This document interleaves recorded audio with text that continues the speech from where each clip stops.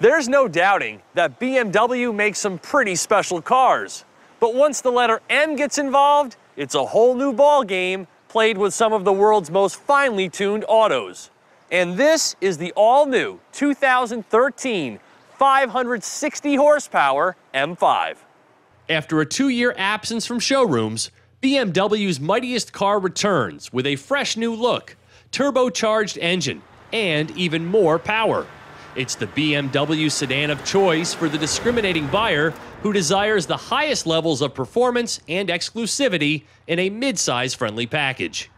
Where the V10 used to reside is a reverse-flow 4.4-liter twin-turbo V8, tuned to generate 560 horsepower and 500 pound-feet of torque, the max rating for any BMW vehicle and considerably more output than before.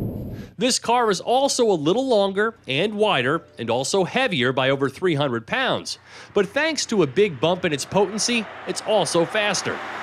A rear-drive car with these kinds of credentials needs to make sure it can transmit its power to the pavement, and that's where the Active M differential comes into play. An electronically controlled, limited slip unit connected with the dynamic stability control system. But try as we did to get this car to let loose a bit, even in the permissive M dynamic mode, the computer continued to intervene, whether it was on takeoff or just sliding it around.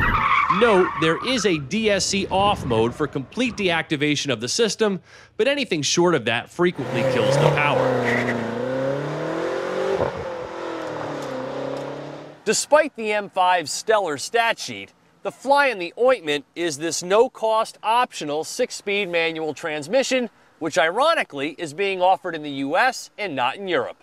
But this BMW treat turns the trick with a long travel, highly sprung clutch pedal and an indecisive shifter. Not at all what I expected. It wasn't until about day 3 before I felt like I had smooth command of its operation, and even then the M5 had its moments of being herky-jerky. Combined, these traits will have you nervously entering a stoplight war, even with an inferior car next to you. But once into second, you can better explore the high-revving engine's broad power band and make up for lost time, where the M5 audibly comes to life and speed builds with incredible ease. BMW quotes a 4.3-second 0 to 60 run with the stick shift, a tenth slower than the 7-speed dual-clutch transmission-equipped M5. Another reason I'd forego the manual here is because, as hard as it is to believe, it can make the M5 feel lazy, requiring more downshifting than should be necessary and interfering with your athletic drive. So the moral of the story here is to stick with the automated manual. This unit just does not play especially well with this engine. Putting this aside, the M5 can do everyday driving in luxury sedan style without punishing its occupants, reining in the sounds of high-performance tires and exhaust, and planing the harshness off of bumps. It's quite firm, but not unforgiving. When you start off, the engine, shock, and steering settings all default to efficiency and comfort modes. From there, you can go to Sport or Sport Plus, each raising the bar of athleticism in a mutually exclusive manner. Pretty cool, but if you factor simplicity into the fun-to-drive equation, then this system adds just another distraction to get in and go. Otherwise, its spaciousness and high-tech safety and convenience features preserve this 5 Series' mature foundation. And that's where my week with this M5 ends.